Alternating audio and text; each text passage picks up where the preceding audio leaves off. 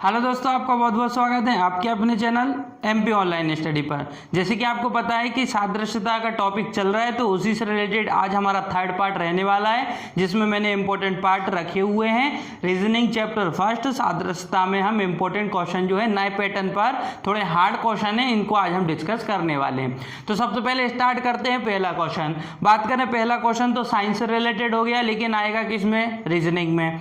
तो आप देखें जैसे कि लिखा है जीवाश्म विज्ञान, तो जीवाश्म विज्ञान के अंतर्गत क्या करते हैं, जो जीव जंतु के जीवाश्म प्राप्त होते हैं, मतलब जैसे कि जीव जंतुओं की खाल प्राप्त होती है, बाल प्राप्त होते हैं, नाखून प्राप्त होते हैं, ये छोटे छोटे जीवाश्म हैं। इनसे क्या किया जाता है, इनसे उस जीव की आयु प्राप्त की जाती है ना, कि किस आयु का था, किस वर्ग का था, ये सारी पता की जाती है जीव जंतुओं के रिलेशन में, है ना।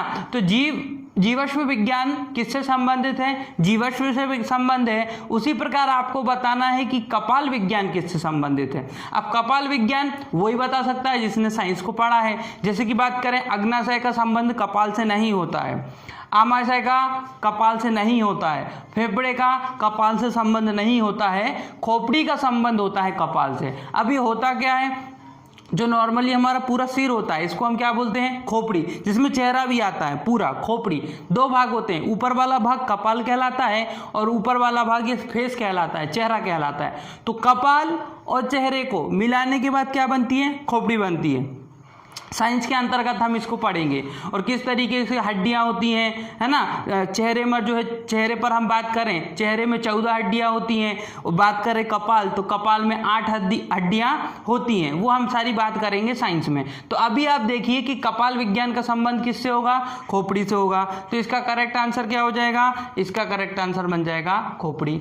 अब बात करते हैं सेकेंड क्वेश्चन। देखिए सेकेंड क्वेश्चन जब आप सॉल्व करेंगे तो उसके पहले आपको इस तरीके का चार्ट आना चाहिए। आपको जो है ABCD के जितने भी नंबर हैं सबकी नंबरिंग याद होनी चाहिए। जैसे कि A1, B2, C3, D4, इस तरीके से पूरे नंबर आपको क्या होने चाहिए? याद होने चाहिए। अच्छा, नंबर आपको इसी तरीके से लिखना है, अपोजिट भी आपको याद रखना है। M का अपोजिट N, L का अपोजिट O, A का अपोजिट Z, B का अपोजिट Y, C का अपोजिट उल्टा विपरीत X, या W का उल्टा D, उल्टा भी बोल सकते हैं आप, है ना। तो इस तरीके के आपको याद होने चाहिए। लिखना आपको इसी तरीके से है। वन लाइन में आप 1 2 3 13 तक लिखेंगे, फिर उसके बाद 14 से लेकर 26 तक लिखेंगे। तो इस तरीके को ABCD भी लिखना है और नंबरिंग भी आपको याद करनी है। अब इसका यूज कैसे करते हैं वो मैं आपको बताता हूँ। सबसे पहले देखिए आप क्वेश्चन में क्या करना है, पहले का संबंध दूसरे के साथ जो होगा वही संबंध तीसरे का किसके साथ होगा? चौथे के साथ होगा। तो ये चीज आपको याद रखना है। तो हम पहले का संबंध दूसरे के साथ निकाल लेते हैं। पहला क्या लिखा है? MIKE,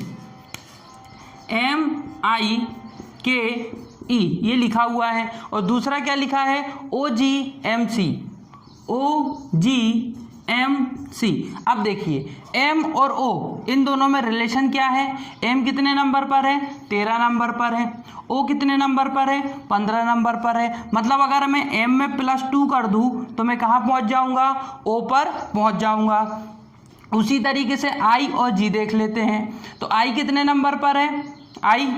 I देखिए I कितने नंबर पर है? I का जो नंबर है वो है 9, और J का नंबर कितना है? तो I के बाद J का नंबर कितना है? 7। मतलब अगर मैं इसमें 9 नंबर पर तो ये है और 7 नंबर पर ये है। अगर इसमें 2 माइनस कर दूं, कितने माइनस? 2 माइनस कर दूं तो इस पे पहुंच जाऊंगा, क्योंकि ये 9 नंबर पर है और ये 7 नंबर पर है। तो यहाँ -2, देखो यहाँ क्या हो गया? +2, यहाँ क्या हो गया? -2। अब K और M देख लेते हैं। तो K कितने नंबर पर है? 11 नंबर पर है। M कितने नंबर पर है? M की बात करें तो 13 नंबर पर है। तो 11 में 2 प्लस करेंगे तो 13 मिल जाएगा। इसी तरह की से अगर हम इसमें +2 कर देंगे, K में अगर हम +2 कर देंगे तो M पर पहुंच जाएंगे, बिल्कुल पहुंच जाएंगे। अब बात करते हैं E और C। तो E का नंबर देखें आप, E का नंबर 5 है और C का नंबर 3 है। मतलब E का नंबर 5 है और C का नंबर 3 है। मतलब इसका मतलब ये है कि अगर मैं E जो 5 नंबर पर है इसमें से 2 माइनस कर दूं तो मैं 3 पर पहुंच जाऊंगा, बिल्कुल पहुंच जाऊंगा। तो यहाँ पैटर्न क्या बन रहा है? पहले में 2 प्लस कर दो तो ये आ जाएगा, दूसरे में 2 माइनस कर दो तो ये आ जाएगा, तीसरे में 2 प्लस कर दो तो ये आ जाएगा, और चौथे में 2 माइनस कर दो तो ये आ जाएगा। मतलब ये पैटर्न आपका पहला और दूसरे में बन रहा है। तो अब हमको तीसरे और चौथे में भी निकालना है। तो आप देखिए C, मतलब पहला मैं यहाँ पे लिख देता हूँ, जैसे कि यहाँ क्या लिखा हुआ है, यहाँ लिखा है CIAD। अब देखिए C मतलब पहले वाले में क्या हुआ था 2 प्लस, तो C कितने नंबर पर है 3, हम भी 2 प्लस कर देंगे तो कहाँ पहुँच जाएंगे 5 पे, मतलब 2 प्लस कर दिया तो E आ गया। I वाले में क्या हुआ था 2 माइनस, देखिए यहाँ पर 2 माइनस होके ये आ रहा था तो हम भी 2 माइनस करेंगे, ये कितने नंबर पर I 9 नंबर पर है, 2 माइनस करेंगे तो 7, मतलब क्या आ जाएगा आपका आ जाएगा G। अब बात करते हैं A मतलब थर्ड में क्या हुआ था 2 प्लस हुआ था, तो हम भी इसमें क्या कर देंगे 1 नंबर पर है 2 प्लस कर देंगे तो 3 नंबर पर आ जाएगा, मतलब C। अब D की बात करते हैं, डी है कितने नंबर पर 4 नंबर पर। लास्ट वाले में क्या हुआ था, इसका जो लास्ट था इसमें 2 माइनस हुए थे, ई जो था वो 5 पर था और इसमें से कितने पर आ गया था 3 पर, तो अब डी 4 पर है तो हम भी 2 माइनस कर देंगे, 4 पर है तो बी आ जाएगा। तो इसका जो आंसर बन जाएगा वो EGC भी बन जाएगा, है ना। तो ये हो जाएगा आपका करेक्ट आंसर बी। तो इस तरीके से इस प्रकार के क्वेश्चनों को सॉल्व किया जाता है। आपको ये दोनों चीज़ याद रखना है, अगर आप ये चीज़ याद नहीं रखेंगे तो ये क्वेश्चन को आप आसान तरीके से सॉल्व नहीं कर पाएंगे, एग्जाम में ये याद करके जाना पड़ेगा आपको। हाँ, अब बात करते हैं क्वेश्चन नंबर 3। देखो क्वेश्चन नंबर 3 में क्या है, आपको 16:22 दिया है और 36 अनुपात आपको निकालना है। पहले आप इन दोनों में संबंध निकालिए, फिर आपको मतलब पहले से दूसरा, पहला और दूसरे में संबंध निकालिए, तीसरे और चौथे में संबंध निकल जाएगा। अब बात करते हैं 16 और 22, क्या दिख रहा है इसमें, हमको ये दिख रहा है कि हम अगर 6 प्लस कर देंगे तो कहाँ पहुँच जाएंगे, 16 में 6 प्लस करने पर कहाँ पहुँच जाएंगे 22 पर पहुँच जाएंगे। लेकिन 36 में 6 प्लस करने पर कहाँ पहुँच रहे हैं हम 42, 36 में 6 प्लस करने पर कहाँ पहुँच रहा है 42। ऑप्शन में दिख रहा है क्या कहीं पर 42, नहीं दिख रहा है, ये तो हमारा पैटर्न गया। दूसरा पैटर्न करके देख लेते हैं। दूसरा पैटर्न क्या है कि 16 किसका वर्ग है, आप पहले ये बताइए 16 वर्ग किसका है। अगर हम देखें 16 किसका वर्ग है 4 का, तो आप खुद सोचिए इसमें 4 प्लस कर दीजिए और फिर 2 प्लस कर दीजिए तो कितना हो जाएगा 22 हो जाएगा ना 22। भाई 16 किसका वर्ग है 4 का, तो 4 प्लस कर दिए और फिर 2 प्लस कर दिए तो कितने हो गए 22। उसी तरीके से 36 किसका वर्ग है 6 का वर्ग है, फिर उसके बाद 2 प्लस कर दीजिए तो कितना आ जाएगा 44 आ जाएगा। और 44 ऑप्शन में भी दिया हुआ है तो ये करेक्ट हो जाएगा क्योंकि ऑप्शन में मैच कर रहा है। ठीक है, तो आप देखिए 4 का वर्ग 16 किसका वर्ग है 4 का, 36 किसका वर्ग है 6 का, दोनों में ही हमने क्या प्लस किए 2 प्लस किए, यहाँ 22 आया यहाँ 44 आया, इसलिए हमारा आंसर क्या हो जाएगा डी जो है हमारा करेक्ट आंसर हो जाएगा। सॉरी इसमें 44 है ना, डी जो है सी जो है वो हमारा करेक्ट आंसर हो जाएगा, ये 74 था। ठीक है, अब बात करते हैं इसके बाद नेक्स्ट क्वेश्चन क्या बोल रहा है हमारा 720 840 अनुपात में दिया हुआ है, आपको 60 के साथ उसको अनुपात में निकालना है। 60 के साथ आप उसको अनुपात में कैसे निकालेंगे, तो देखिए इसके लिए आपको क्या करना है, नॉर्मली आप अनुपात देख लीजिए। अनुपात कैसा मतलब, अगर आपने पहले और दूसरे का अनुपात निकाल लिया तो आप तीसरे और चौथे का भी अनुपात आसानी से निकाल सकते हैं। तो सबसे पहले मैं लिख देता हूँ 720 अनुपात 840, 0 से 0 काट दूंगा मैं, ये 12 से चला जाएगा 6 टाइम में और ये 12 से चला जाएगा 7 टाइम में। कितने का अनुपात आ गया 6:7 आ गया। यहाँ पे क्या लिखा हुआ है 60 के साथ हमको अनुपात निकालना है ना। तो 60 का अगर हम 0 काट भी देते हैं तो अनुपात कितना बनता है 6 और 6 तो मैच कर गया।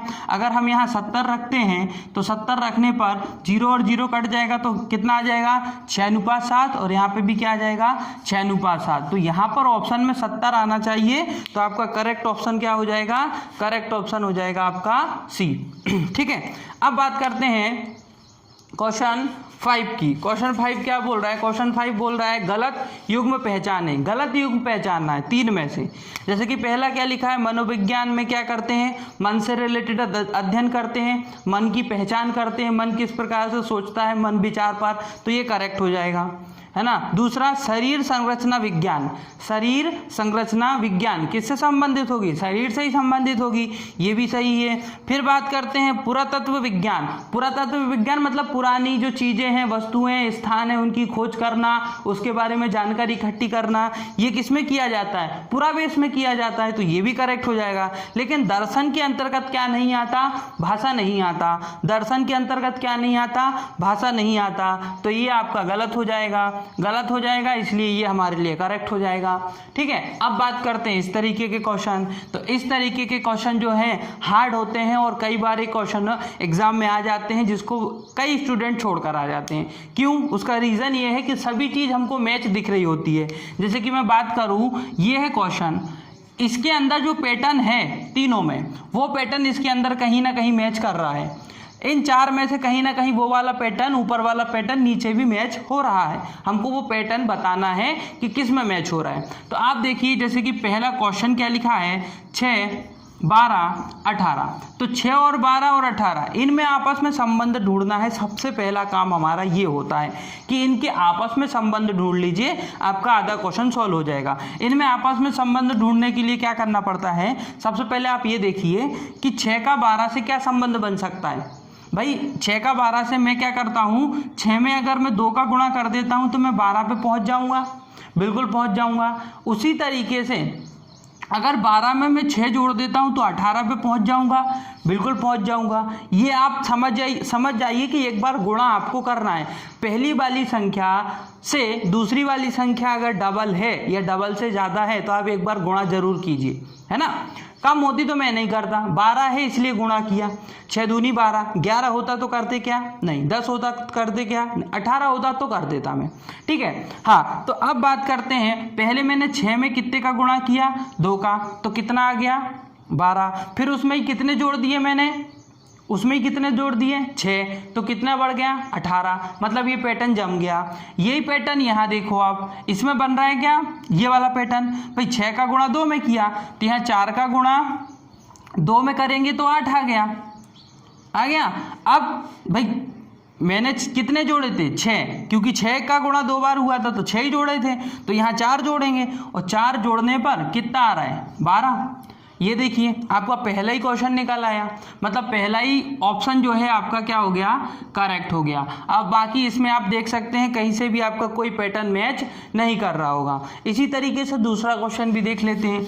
दूसरा क्वेश्चन क्या बोल रहा है, दूसरा क्वेश्चन बोल रहा है 12, 20, 28, 12, 20, 28। अच्छा, इसमें मैं गुणा नहीं कर सकता। क्यों नहीं कर सकता, उसका एक कारण है। वो कारण क्या है कि अगर मैं 12 का गुणा 2 में करूंगा तो कितना बन जाएगा, 24, जो कि 20 से क्या हो जाएगा, ज़्यादा हो जाएगा, तो हम यहाँ गुणा नहीं कर सकते। प्लस वाला मेथड अपनाते हैं। प्लस वाला मेथड कैसा, यहाँ कितना लिखा है, 12 में अगर मैं 8 जोड़ूंगा तो कितने बन जाएंगे, 20 बन जाएंगे। फिर 20 में मैं कितने जोड़ दूंगा, 8 जोड़ दूंगा तो कितने बन जाएंगे, 28 बन जाएंगे। समझ रहे हैं ना आप। 20 में मैंने 12 में कितने जोड़ा, 8 जोड़ा तो क्या बन गए, 20। फिर 20 में 8 जोड़ा तो क्या बन गए, 28। यही पैटर्न आपको कहीं और दिख रहा है क्या, यही वाला पैटर्न आप देखिए, आपको कहीं और दिख रहा है क्या, 3 में दिख रहा है क्या, 18 में दिख रहा है क्या। अगर वही संख्या जोड़ने पर कहीं से भी वो संख्या आ रही है, 12 जोड़ने पर नहीं आ रहा है, इधर भी नहीं, हाँ इसमें अगर हम देखें, नहीं इसमें भी नहीं आ रहा है पैटर्न, 30, 8 जोड़ने पर। अच्छा, पहले एक में इसमें थोड़ा सा कन्फ्यूज़न कैसा है, आप इसमें ये चीज़ देखिए कि हमने क्या जोड़ा, 8। अब आपको कैसे पता चला 8, क्योंकि हमने डिफरेंस देखा, लेकिन डिफरेंस इसमें नहीं मैच कर रहा है, कहीं पर भी वो डिफरेंस मैच नहीं कर रहा है 8 का। तो आप क्या करेंगे, अब ये करेंगे, पहले हमको ये देखना है कि 12 का 8 कितना है। भाई मैंने कितना, 12 में कितना जोड़ा, 8 जोड़ा तो 20 आ गया।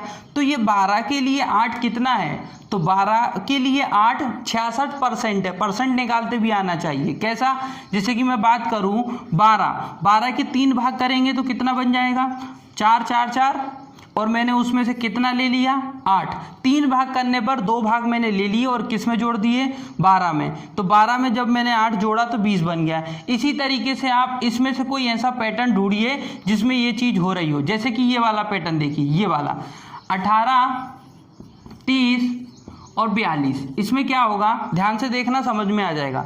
18 के 3 भाग किए मैंने, 6 6 6 3 भाग किए ना, जैसे 12 के 3 भाग किए थे, 18 के भी 3 भाग किए, और इसमें से 2 भाग, क्योंकि इसके भी 2 भाग लिए थे, इसमें से 2 भाग कितने हुए, 6 दूनी 12, 12 को जोड़ना है 18 में।